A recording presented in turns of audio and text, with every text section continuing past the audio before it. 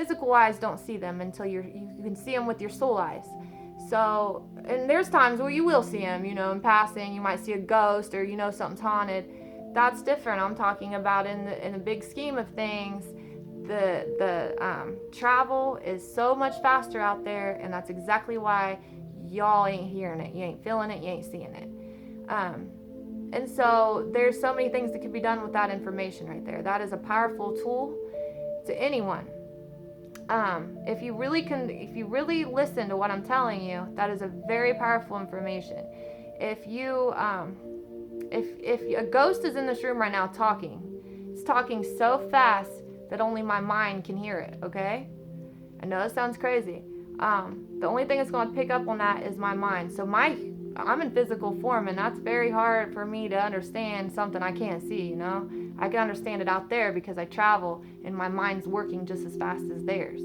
So a lot of mediums will do readings from their home. I don't. I travel to the person, which it allows me to have more control, I feel like. It makes me keep my sanity, and it also has taught me things that that could help me in this physical world as far as growth. And like I said, the whole thing about the telepathic communication, if we're communicating that way, our soul's communicating that way, then I feel like we can do it.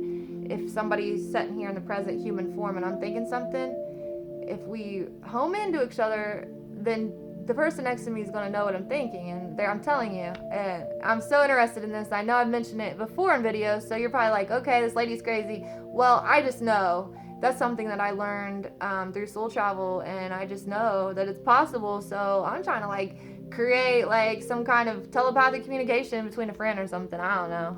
I guess I try to make fun of something, you know, useful for myself. But yeah, so we'll talk more about astral travel, and I'll have to tell you each story. You know, I hate to get into it and tell you, well, this is what happened to me.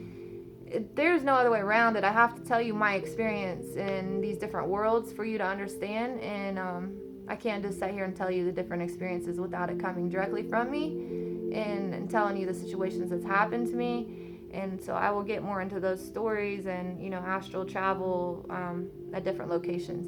But there's a summary of what astral travel is, and just remember that, always remember that we're always in the physical and the spiritual at the same time. Even though you don't know it, you're communicating on two levels right now, physical and spiritual.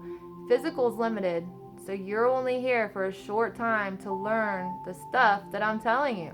You're only here a short time to figure yourself out and to accept that you're a spiritual being and there is a higher self in you.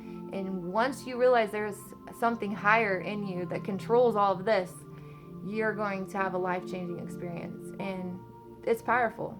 You can do anything once you recognize your higher self.